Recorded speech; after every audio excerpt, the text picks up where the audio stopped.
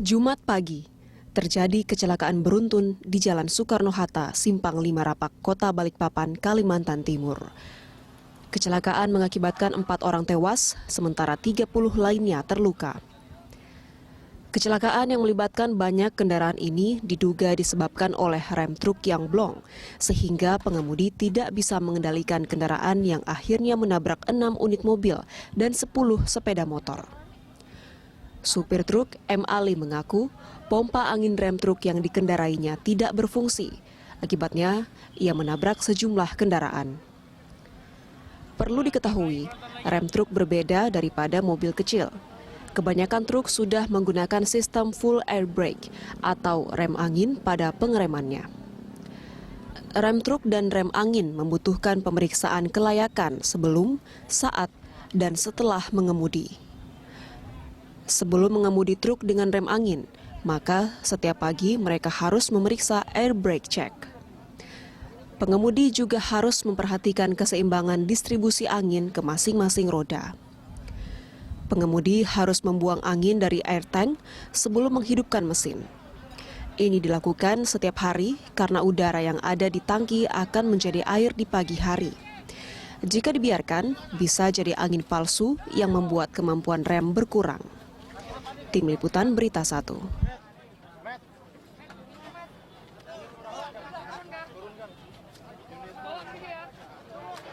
Ya, pemirsa, kecelakaan maut di Jalan Soekarno-Hatta, Simpang 5 Rapak, Kota Balikpapan, Kalimantan Timur diduga disebabkan oleh rem truk yang bolong.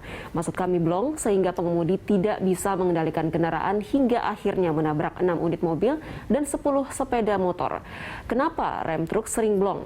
Untuk membahasnya telah bergabung bersama kami pengamat transportasi Joko Setiowarno dan juga nanti akan bergabung bersama kami Ketua KNKT Suryanto Cahyono. Kita sapa dulu Pak Joko, selamat siang, apa kabar?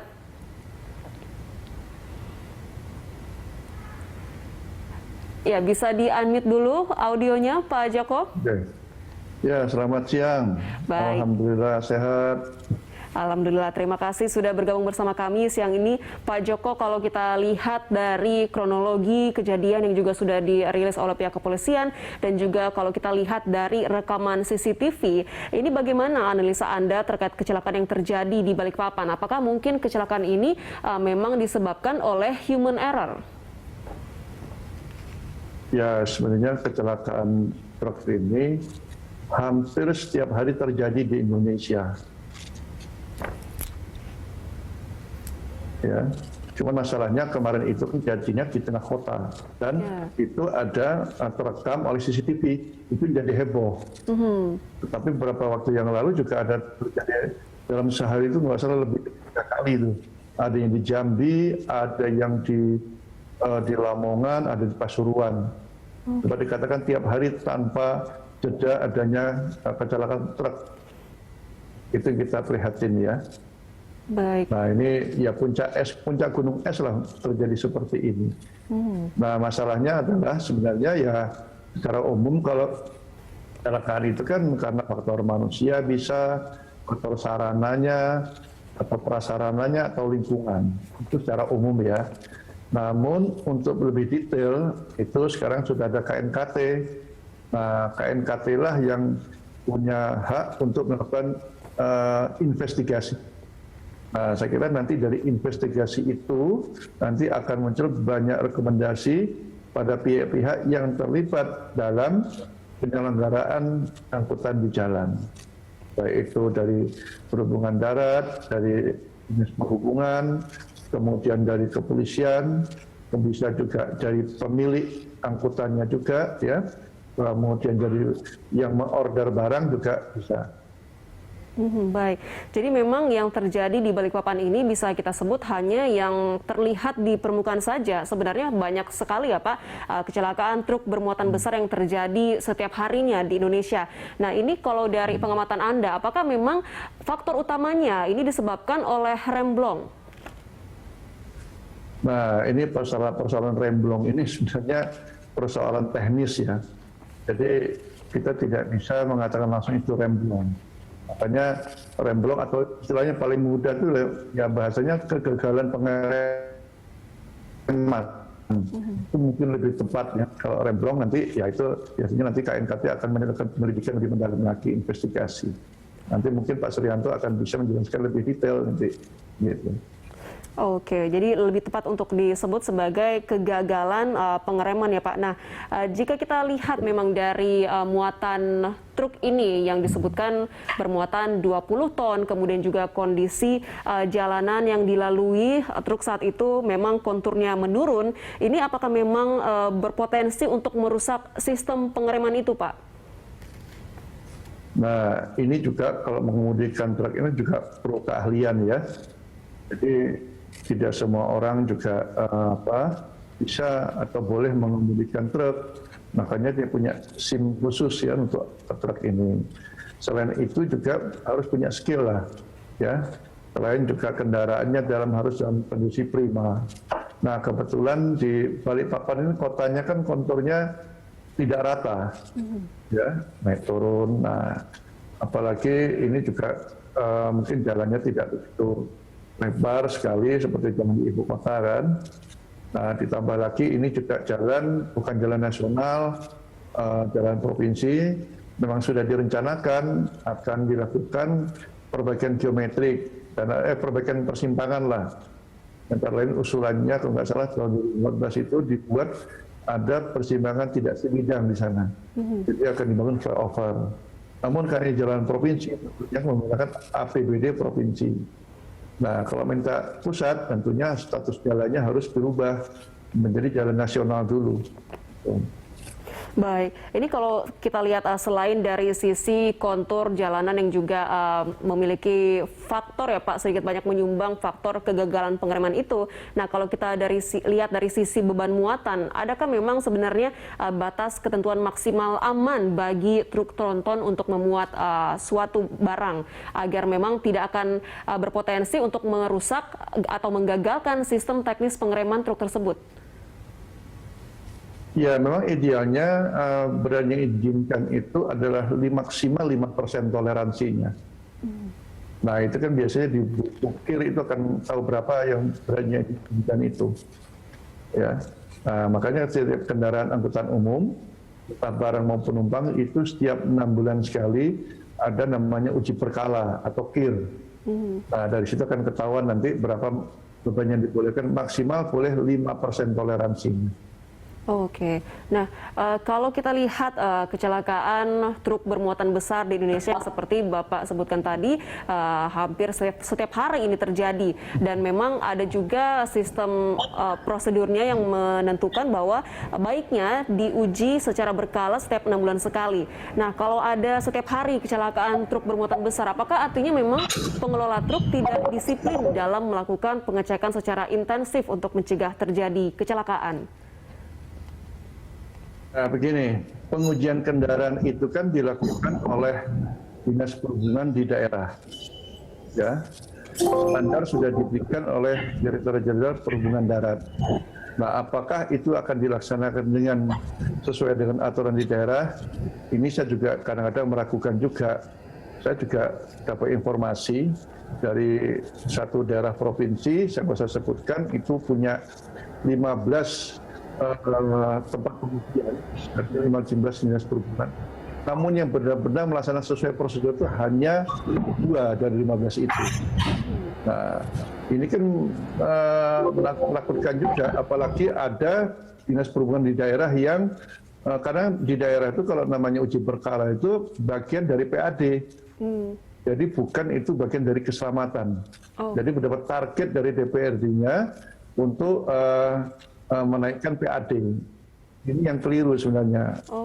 Nah, sehingga beberapa uji berkala itu ada yang sesuai standar, ada yang mudah. Nah, kalau mudah itu paling digemari itu oleh pemilik kendaraan itu kan. Yeah. Ada itu kendaraannya tidak usah hadir tapi suratnya keluar, ada seperti itu. Makanya saya kira perlu penertiban unit pengujian itu. Jika ketahuan seperti itu sebaiknya saya sarankan ditutup juga. Ya, karena itu membahayakan juga. Baik, artinya memang dari pihak pemerintah daerah juga punya andil dalam menjamin keselamatan kendaraan bermuatan besar ini ya Pak. Nah, saat ini kita sudah tergabung dengan Pak Suryanto. Halo, selamat siang Pak Suryanto, selamat bergabung, apa kabar? Selamat siang, Mbak. Baik nggak kabarnya? Baik, alhamdulillah. Pak Suryanto, bagaimana KNKT melihat apa yang terjadi di Balikpapan ini, Pak? Mengapa ini bisa terjadi? Gimana, Mbak? Diulangi lagi, Mbak. Bagaimana pihak KNKT melihat kecelakaan yang terjadi di Balikpapan? Ini mengapa bisa terjadi? Sering sekali kita mendengar kasus kecelakaan truk bermuatan besar diakibatkan oleh rem blong. Bagaimana tanggapan Anda? Untuk masalah rem blong ini kan berulang terus. Nah, ini kami sedang mencari satu formula yang secara makro seperti apa. Kita harus melihat kalau beberapa daerah sudah mengenal daerah rawan kecelakaan, itu ada di RUNK, Rancangan Nasional Umum Keselamatan. Dalam hal ini, koordinatornya adalah Bappenas. Nah, bagaimana penanganan daerah rawan kecelakaan ini dari sisi prasarananya seperti apa, dari sisi sarananya seperti apa. Seperti tadi yang diceritakan Pak Joko, itu masalah pengawasan kendaraan. Tapi ya tidak luput dari yang penting adalah bagaimana ketika pengemudi mau menjalankan kendaraan, itu harus diyakinkan bahwa kendaraannya adalah layak jalan.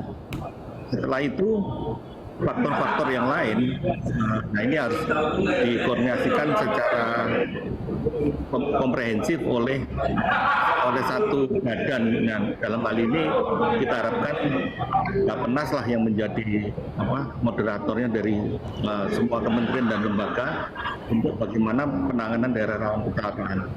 Karena daerah rawan kecelakaan ini tidak hanya di Kalimantan, tapi banyak di seluruh Indonesia. Kalau penyelesaiannya tidak secara menyeluruh, nanti terjadi di Balikpapan, terjadi di Sumatera, terjadi di Sulawesi, terjadi di Jawa. Nah, ini kita ingin mencari satu formula yang komprehensif, yang bisa menyelesaikan seluruh permasalahan daerah-daerah rawan kecelakaan.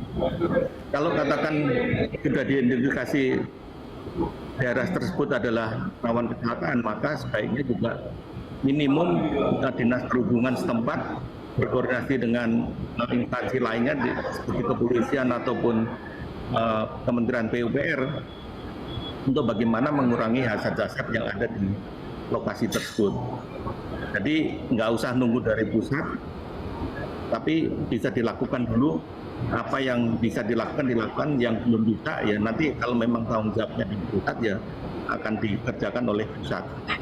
Tapi minimum dari sisi seperti pemasangan rambu, kalau kita lihat dari rambu itu kan ada, kalau 40 feet jam 6 dilarang sampai jam berapa, yang 20 feet itu dilarang jam 30. Terus di balik rambu itu kan banyak iklan, banyak message apa, ya, sehingga nanti pengemudi tidak concern pada rambunya. Jadi juga pemasangan rambu dengan tempat yang memang gampang dilihat pengemudi dan rambunya juga cukup efektif untuk dilihat. Kurang lebih seperti itu, Mbak.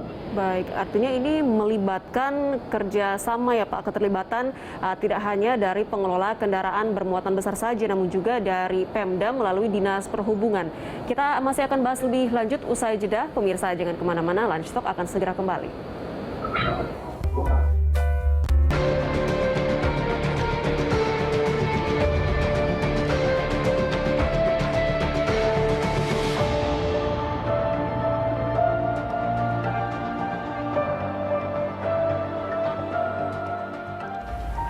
Terima kasih Anda masih bersama kami. Kita lanjutkan perbincangan kita. Saya ke Pak Suryanto Cahyono terlebih dahulu.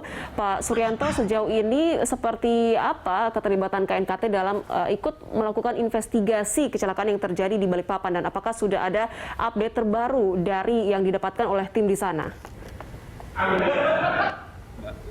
Tadi jam 11 siang tadi teman-teman bersama BPTD, bersama Disub, bersama Kementerian PUPR melakukan pengukuran dari geometri jalan. Terus nanti kita akan mendiskusikan masalah geometri jalan, apa saja yang kita lakukan, apakah sudah cukup atau tidak, termasuk mengevaluasi letak di rambu dan hati. Dan Baik. nanti setelah itu kita akan lihat dari kendaraannya, terutama truknya, terus kemudian kita mau minta izin dengan kepolisian untuk diberikan kesempatan untuk wawancara dengan pengemudi. Jadi tahapannya sampai sekarang kita masih pengumpulan data dulu, Mbak. Baik, ini ada dugaan bahwa kecelakaan ini disebabkan oleh rem blong atau mengarah ke human error. Apakah memang ada Pak kebiasaan yang dilakukan oleh driver truk yang bisa menyebabkan seperti yang Bapak Joko sempat sebutkan tadi, kegagalan pengereman ataupun rem blong? Ya, kegagalan pengereman memang bisa terjadi, ada beberapa hal. Cuman ya mungkin ini saatnya kita juga harus bagaimana kita menghargai pengemudi juga ya. Apakah kesalahan itu kita timpakan semua kepada pengemudi. Nah ini yang juga perlu ke depan, bagaimana kita mendidik pengemudi. Apakah kita sudah mendidik mereka kompetensinya dengan benar. Kalau pilot kan ada sekolahnya, Mbak. Ya. Nah kalau nakoda juga ada sekolah, masinis juga ada sekolah. Yang nggak ada sekolahnya itu cuma pengemudi. Nah sekarang kita menuntut mereka pengemudinya harus profesional. Nah ini yang agak sulit.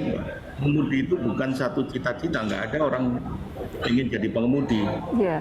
Nah mengemudi itu adalah satu keterpaksaan. Nah di sini ke depan yang salah satu yang kita ingin benahi, kami juga sudah memberikan rekomendasi berkaitan dengan masalah Transjakarta. Kami mengusulkan untuk adanya sekolah mengemudi, sehingga pengemudi ini ke depannya bisa menjadi salah satu bagian dari profesi yang bisa dibanggakan, bukan seperti saat ini. Ya. Mungkin itu, Mbak. Baik, artinya memang hal utama yang juga bisa menekan terjadinya kecelakaan di jalanan ini lewat edukasi pengemudi ya Pak. Saya ingin ke Pak Joko. Pak Joko, selain masalah teknis seperti yang sudah kita bahas sebelumnya yang dialami oleh truk, faktor lain apa juga yang perlu dianalisa dalam kecelakaan seperti ini agar kedepannya bisa ditekan jumlahnya? Ya, saya kira yang dikatakan Pak Suryanto banyak benarnya ya. Saya itu sering berdiskusi dengan para sopir, Mas. Kita tuh banyak menuntut sopir truk itu kerja profesional, tapi gajinya nggak profesional, ya kan tidak mungkin. Mereka tuh kalau lihat gajinya mengerikan. Ya, kadang-kadang kalau kecelakaan dia milih di penjara sajalah daripada suruh menggantikan. Ya. Nah, saya beberapa kali jadi saksi truk odol ini seperti ini. Itu bukan kesalahan supir semata, itu bisa jadi juga karena kesalahan dari pemilik barang yang memasakkan kehendaknya harus memuat sekian, atau pemilik angkutannya juga dia tidak tahu kondisi supirnya apakah siap pengemudi atau tidak. Ya, nah ini mungkin hasil seperti itu biasanya oleh KNKT hasil nanti kalau wawancara dengan pengemudi apakah malam harinya umpamanya dia tidurnya nyenyak atau tidak. Nah, bisa jadi mungkin tidak tidurnya ada masalah lain, tapi dia harus mengemudikan pada pagi hari, itu juga berpengaruh. Makanya kita sedih juga kalau apa-apa semuanya para sopir truk itu semuanya hampir 1% alumni kena truk. Nah itu loh, yang Pak Suryanto bilang tadi tidak ada sekolahnya, ada tuh alumni kena, jadi kena itu baru jadi supir. Nah itu di kita tuh nggak profesional seperti itu, dan nanti lama-lama orang nggak mau jadi kena truk, yang supir truk juga. Ya, karena bebannya begitu berat, ya di undang-undang semuanya dikenakan pada supir. Iya, betul. Yang paling mudah ya jadi supir itu. Ya kalau gajinya profesional nggak apa-apa, tapi permintaannya profesional kasihan juga gitu ya. Baik, artinya kita memang tidak bisa semata-mata melimpahkan kesalahan kepada driver dari truk itu ya Pak, karena ada berbagai macam faktor seperti tadi yang Anda sebutkan, dari owner yang mungkin memaksakan membawa muatan lebih dari batas aman, ataupun juga pemeriksaan kendaraan yang mungkin dilakukan tidak secara disiplin berkalanya. Kita masih akan bahas lebih lanjut usai jeda. Pemirsa jangan kemana-mana, Lunch Talk segera kembali.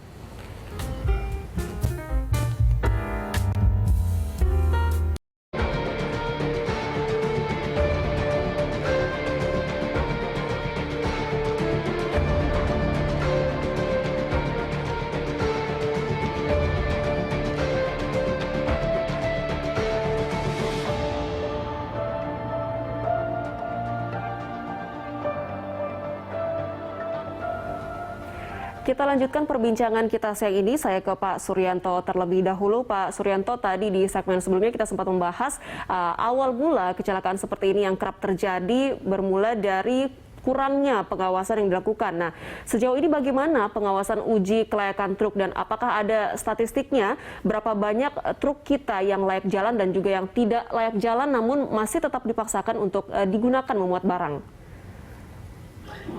Ini yang memang menjadi masalah besar di kita, bagaimana yang seperti tadi Pak Joko katakan, apa sebetulnya tujuan dari KIR itu? Kalau tujuannya KIR itu adalah untuk keselamatan, ya nomor 2 kan lah untuk masalah PAD.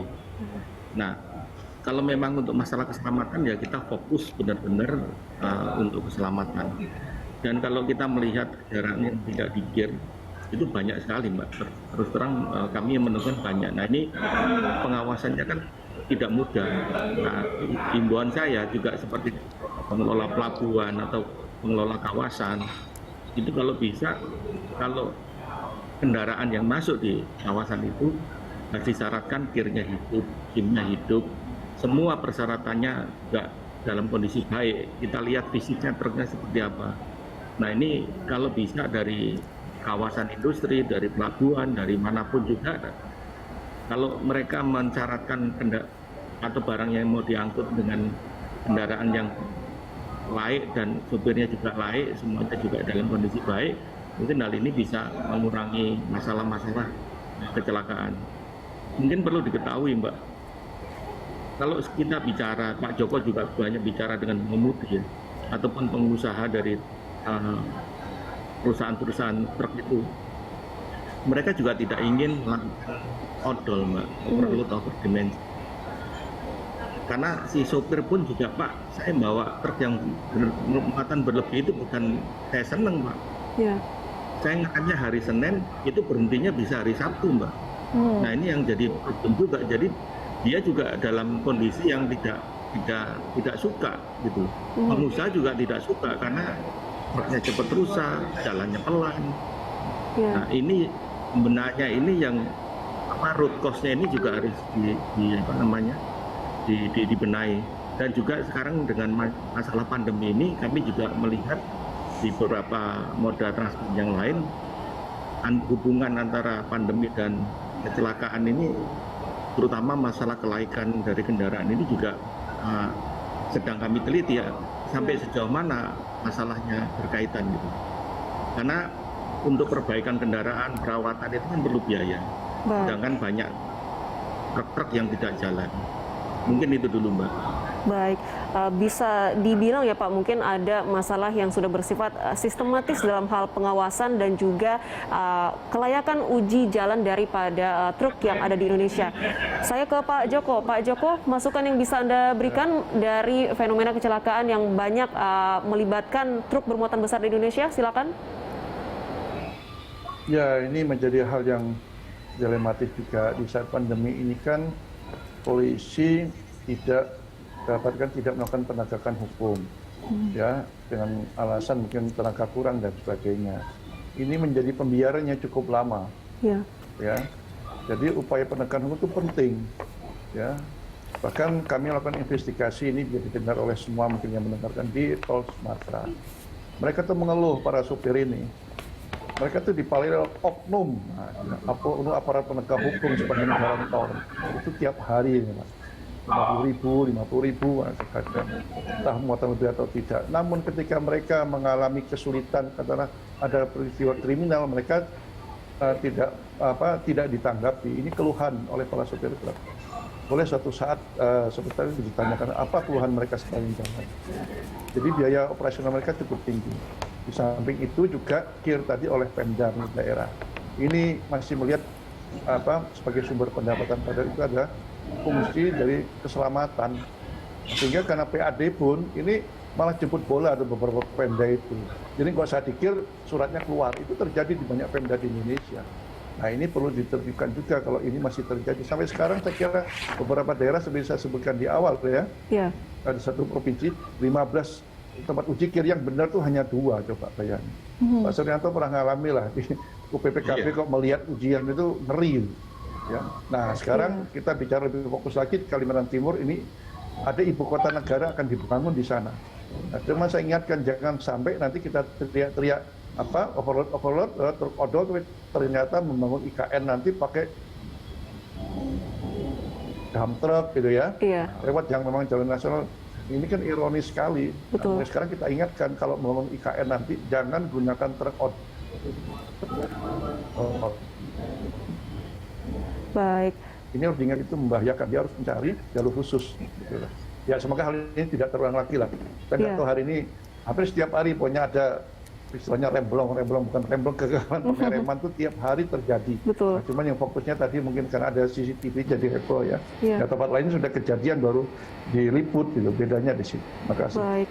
Kita harapkan akan ada penegakan hukum yang tegas dan juga kedisiplinan dalam hal pengawasan agar peristiwa seperti ini tidak terulang kembali. Terima kasih Pak Joko dan juga Pak Suryanto sudah berbagi informasi bersama kami. Sehat selalu. Terima kasih. Selamat siang. Selamat siang Pak Sur. Sampai ketemu. Pemirsa, Lunch Talk masih akan kembali dengan informasi lainnya usai jeda. Tetaplah bersama kami.